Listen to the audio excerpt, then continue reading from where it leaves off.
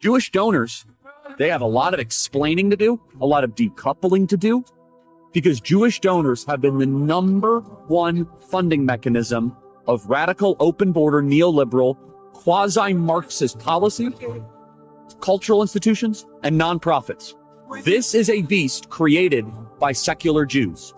And now it's coming for Jews, and they're like, what on earth happened? And it's not just colleges, it's the nonprofits, it's the movies, it's Hollywood, it's all of them. It's like, time for you guys to wake up and say no more, draw a line in the sand. I don't care if you hate me. The Halal Times, the voice of Ummah. The cold-blooded execution of Charlie Kirk has shocked the country. The fans of Charlie Kirk have sighed in relief as the police have assured them that a suspect was arrested fast. But a lot of people are saying, wait a minute, something about this doesn't add up. Today we're digging into why some think the wrong person was arrested and why others say the evidence is solid. Let's walk through it. This has already been all over the headlines for the past 2 days.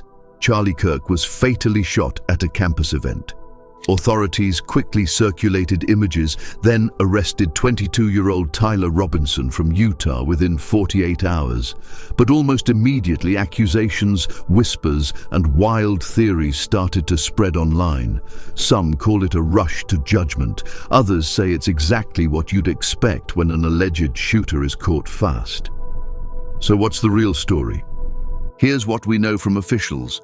Law enforcement released surveillance images and, after a manhunt, arrested Tyler Robinson. Governor Spencer Cox said Robinson had grown more political and that the family had helped identify him. Prosecutors are preparing charges. Police recovered a car seen near the scene and say they've been tracking online messages and other leads. That's the official version so far. We got him. On the evening of September 11th, a family member of Tyler Robinson reached out to a family friend who contacted the Washington County Sheriff's Office with information that Robinson had confessed to them or implied that he had committed the incident. This information was relayed to the Utah County Sheriff's Office and scene investigators at Utah Valley University. This information was also conveyed to the FBI. Investigators reviewed additional video footage from UVU surveillance and identified Robinson arriving on UVU campus in a gray Dodge Challenger at approximately 8:29 a.m.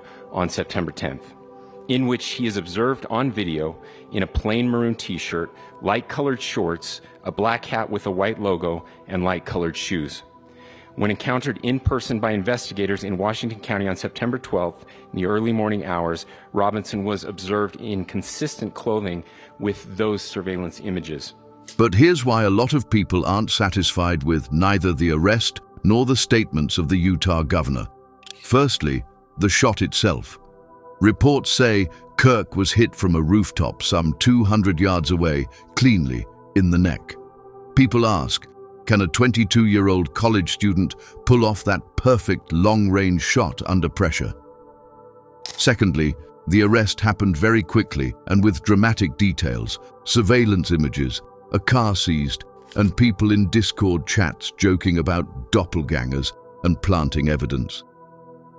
Robinson allegedly informed peers in a Discord chat a few hours after the shooting that Kirk was killed by his doppelganger, not by him. He remarked that the doppelganger wanted to get him in trouble, according to a New York Times report.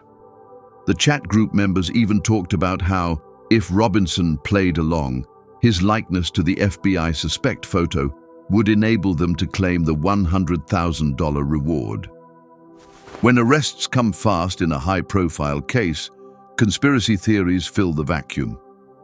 Thirdly, social media is now awash with alternative narratives, that this is a scapegoat, that someone behind the scenes pulled the strings, and even accusations pointing fingers at foreign actors.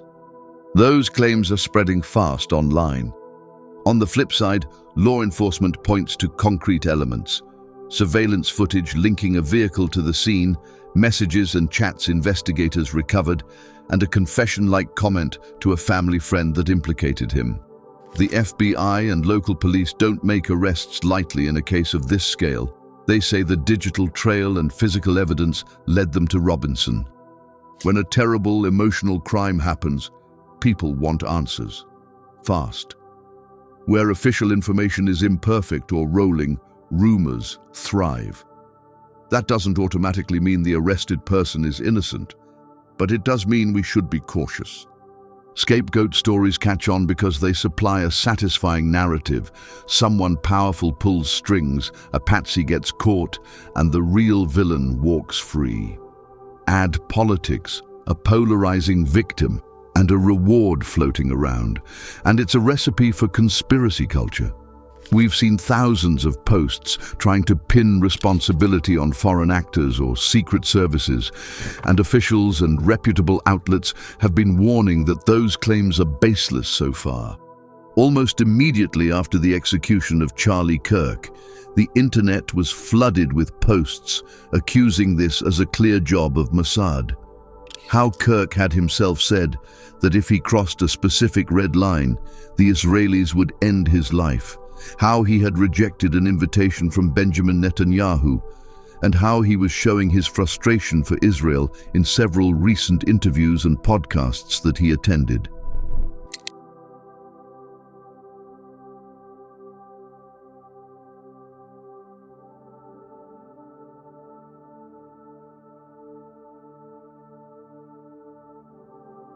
Gut instinct that I did initially. I find this very hard to believe. I've been to that Gaza border. You cannot go 10 feet without running into a 19-year-old with an AR-15 or an automatic machine gun that is an IDF soldier. Right? The whole country is surveilled. But I think some questions need to be asked. Was there a stand-down order? Was there a stand-down order? 6 hours? I don't believe it. Israel's the size of New Jersey. When I took a helicopter ride from Jerusalem to the Gaza border, it's 45 minutes. 6 hours. They're live streaming the killing of Jews. And my moral character is being put into question.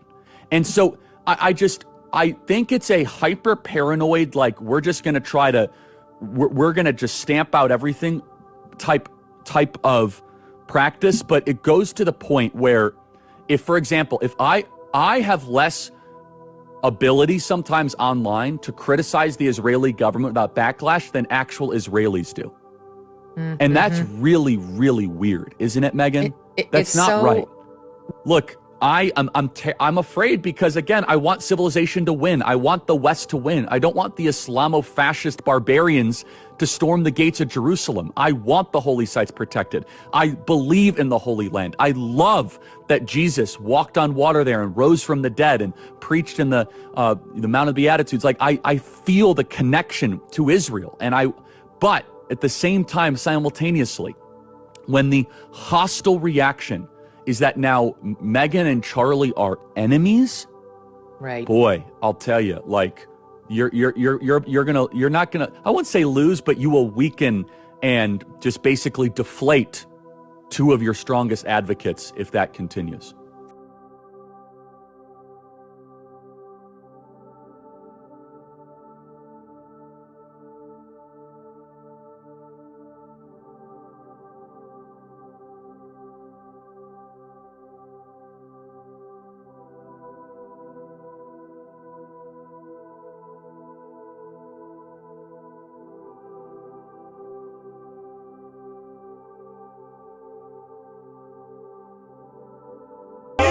We don't know if it's him or not.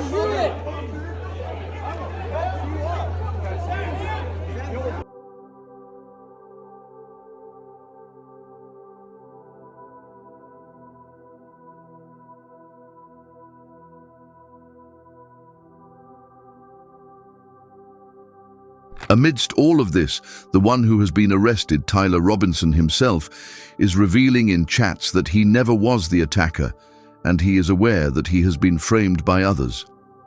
Robinson grew up close to St. George, Utah, where family life included outdoor pursuits including target shooting, boating, and ATV riding. He received a prestigious scholarship to Utah State University in 2021. after being a high school honor roll student and scoring in the 99th percentile on standardized tests. But he left school after just one semester. Later, when the incident occurred, he was a third-year student at Dixie Technical College, where he was enrolled in an apprenticeship program in electrical technology. Why would a bright college student filled with life try to ruin his career and life over executing someone he doesn't even personally know? Something just doesn't make any sense at all. The way that Kirk was shot directly in the neck was a work of a professional shooter, the one who wanted Kirk to not survive the attack at all, one who knew that he has enough backing to be saved after executing Trump's close ally. Mostly the perpetrators, when caught, repeat the same statements that they are not guilty of any crime, but this time, by looking at all the facts and points, it sure does make sense. What do you think? Do the facts point to a lone, troubled shooter, or is there more going on? That's all for today. If you found the video informative, please like it and subscribe to the channel. Jazakumullahu khairan.